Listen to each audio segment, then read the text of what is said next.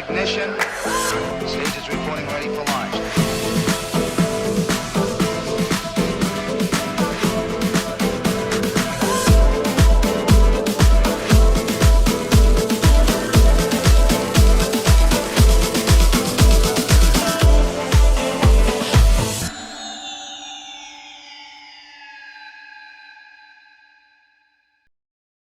প্যারিসে মোনালিসা পৃথিবীর সেরা পেইন্টিং।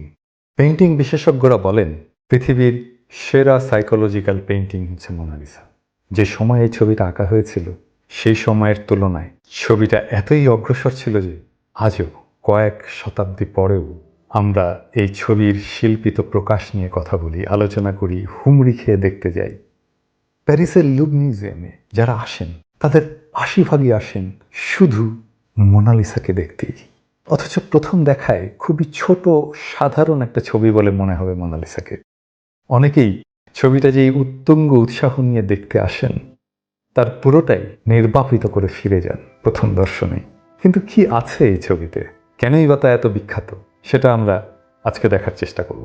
1517 সালে ফ্রান্সের রাজা ফ্রান্সিস দ্য ফার্স্ট লিওনার্দোকে রাজকীয় চিত্রকর, আর্কিটেক্ট এবং ইঞ্জিনিয়ার হিসেবে নিয়োগ দেন। লিওনার্দোর বয়স তখন 60 পেরিয়ে গেছে।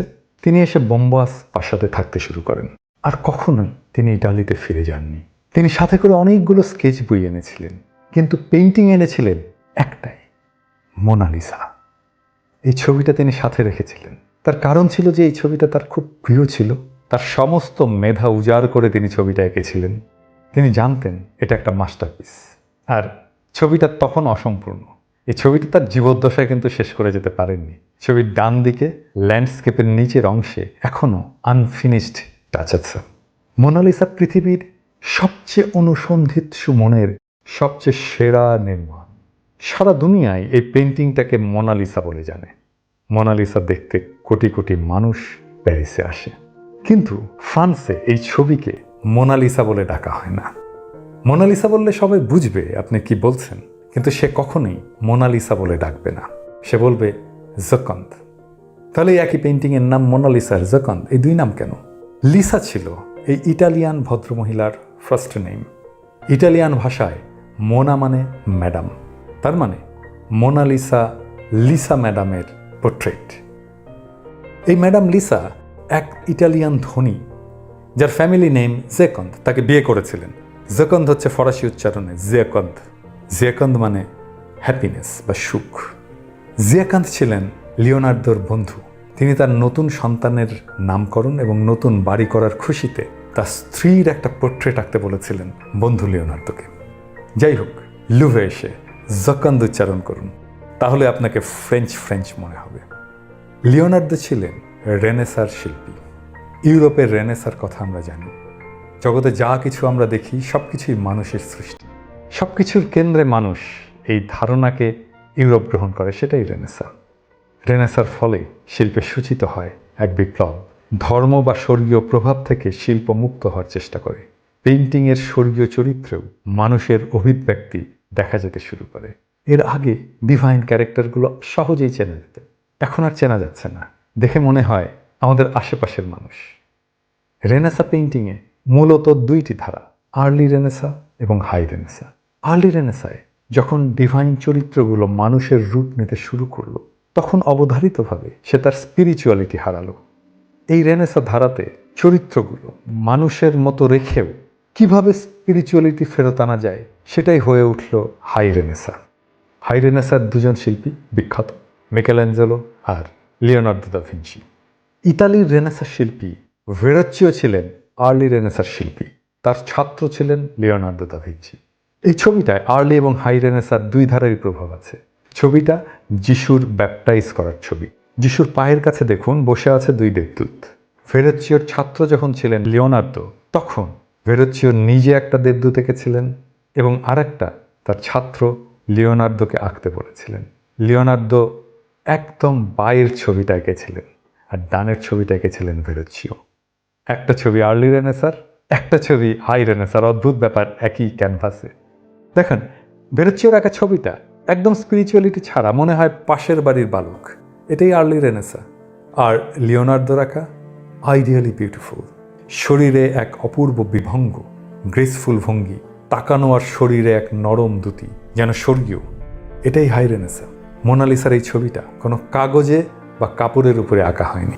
লিওনার্দো দা ভিঞ্চি 1503 থেকে 1506 সালের মাঝামাঝি সময় প্রায় 3 বছর ধরে এই ছবিটা এঁকেছিলেন 3টা পপলার কাঠের প্যানেলের উপরে।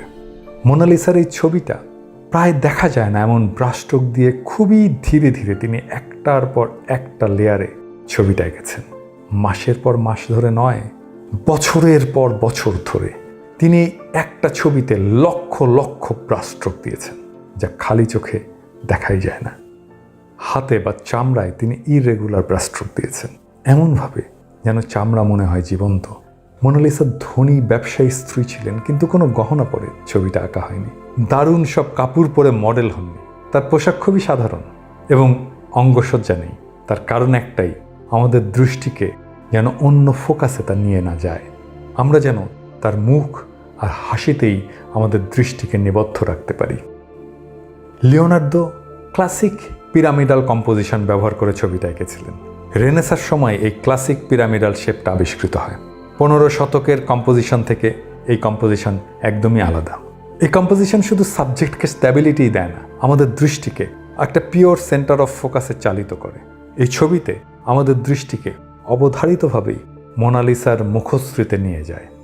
তিনি ফুল লেংথের বদলে 3/4 লেংথের ছবিটা সেই সময় এঁকেছিলেন। সেই সময় ছিল এটা গ্রাউন্ড ব্রেকিং, কারণ তিনি তার ফ্রেমকে সাবজেক্ট দিয়ে পুরোপুরিভাবে ভরে দিলেন এবং এর ফলে তিনি তার সাবজেক্টে দর্শকের দৃষ্টিটাকে আবদ্ধ করতে পারলেন এবং ডিস্ট্রাকশন রিমুভ করে দিলেন।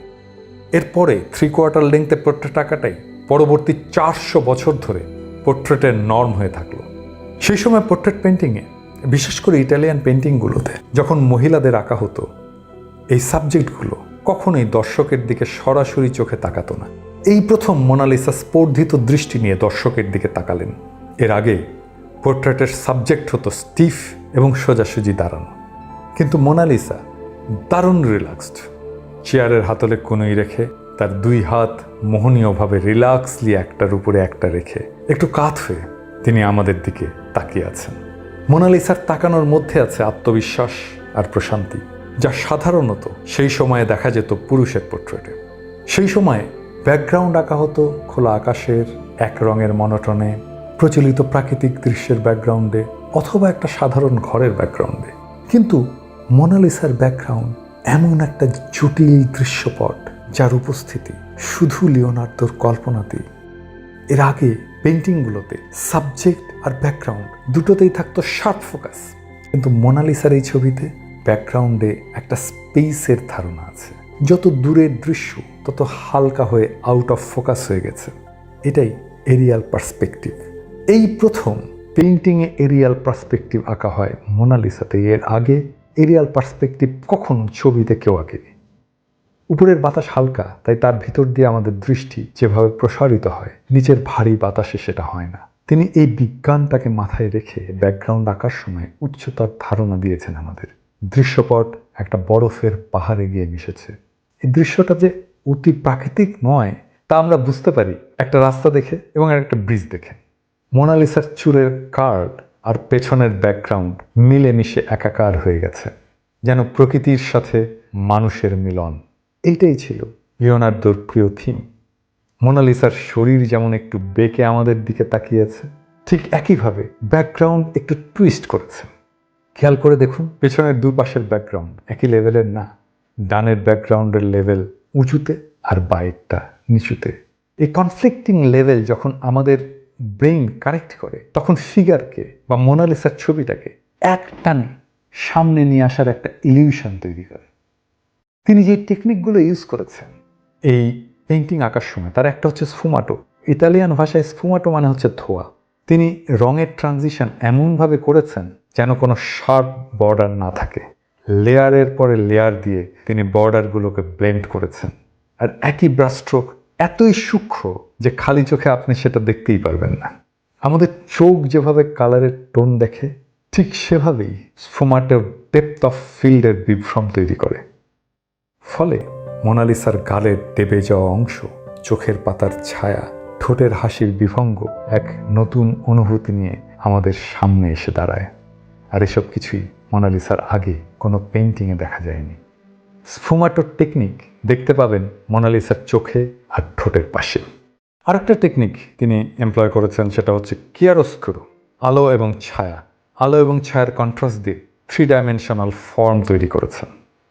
আর সবশেষে সেই হাসি, যা সব টেকনিককে একসাথে ব্লেন্ড করেছে। এমনকি রেনেসার পরেও পেইন্টাররা সাবজেক্টের মুখে হাসি আঁকেননি। পোর্ট্রেটের মুখের এক্সপ্রেশন এটা থাকতো সিরিয়াস। মডেল হিসেবে কয়েক মিনিট হাসা যায়, কিন্তু মাসের পর মাস বা বছরের পর বছর ধরে মুখে হাসি নিয়ে মডেল হওয়া অসম্ভব। আপনি মোনালিসার চোখের দিকে তাকান গভীরভাবে, অবাক হয়ে দেখবেন মোনালিসা হাসছে। আবার ঠোঁটের দিকে তাকান, দেখবেন হাসি উধাও হয়ে গেছে। মোনালিসার মুখ থেকে হাসি আসে, হাসি যায়। আমরা যখন মুখ থেকে চোখ ফেরাই, হাসি দীর্ঘায়িত হয়। মোনালিসার এই হাসি আঁকার সময় লিওনার্দো রাতের পর রাত মানুষের লাশ কাটছেন, মাসল দেখছেন, নার্ভ দেখছেন, কিভাবে হাসি তৈরি হয়, মাসলের মুভমেন্টটা তার নিরীক্ষা করছেন আর ছবি এঁকে এঁকে রাখছেন। তিনি প্রত্যেকটা স্নায়ুকে আইডেন্টিফাই করতে পেরেছিলেন, যা মুখের প্রত্যেকটা মাসলকে নিয়ন্ত্রণ করে। মুখের মাসলের যা যা সম্ভাব্য মুভমেন্ট হতে পারে তিনি সবগুলো এঁকেছেন। হাসি নিয়ে তার করা একটা স্কেচ বুক আছে, সেখানে হালকা করে কালো চকে আঁকা একটা মধুর হাসি আছে উপরের দিকে। সেটাই মোনালিসার হাসির প্রথম স্কেচ। লিওনার্দো নিজস্ব অপটিক্সের স্টাডি এই হাসি আঁকার কাজে ব্যবহার করেছিলেন। অনেক পরে সাম্প্রতিককালে নিউরোসায়েন্স জেনেছে এই হাসির আসা যাওয়াটা আমাদের ভিজুয়াল সিস্টেম যেভাবে ডিজাইন করা তার উপরে নির্ভর করেই আঁকা হয়েছে।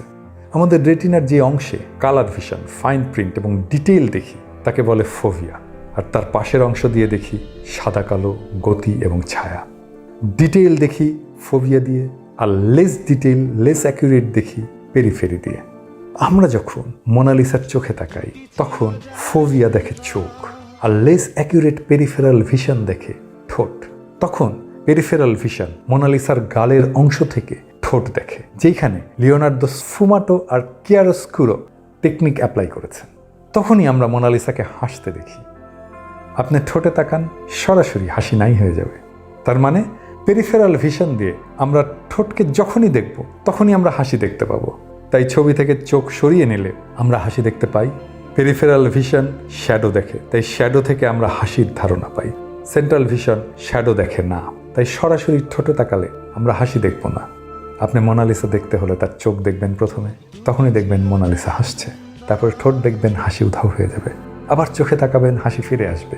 চোখ থেকে দৃষ্টি সরাবেন, হাসি দীর্ঘায়িত হবে।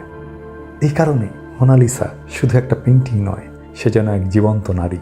আপনি মোনালিসার সামনে দাঁড়ালে শুধু একটা পেইন্টিংই দেখেন না, আপনি দেখেন মানুষের সঞ্চিত জ্ঞানের শিল্পিত প্রকাশ। তাকে আপনি মোনালিসা বলেন বা জেকন্দ বলেন, যে নামেই ডাকেন না কেন, সে শুধু পেইন্টিংয়ে নয়, মানব সভ্যতার এক বিপ্লবের প্রতীক হয়ে দাঁড়িয়ে থাকে, যার হাত ধরে আমরা এনলাইটেনমেন্টের সিংহদুয়ারে পৌঁছেছি। মোনালিসার হাসিতে একটা প্রচ্ছন্ন বিষণ্ণতা আছে। লিওনার্দো কি জানতো এনলাইটেনমেন্টের যে সিংহদুয়ারে মানুষ পৌঁছবে তা শুধু শক্তি সমৃদ্ধি দেবে না, যুদ্ধ আর ধ্বংসের অর্গলও খুলে দেবে। কলেজের করিডোরে দেখেছি চোখ দুটি ছিল যার সুন্দর, মোনালিসা হাসি দিয়ে বেঁধেছে সে যে বিরহের অন্তর।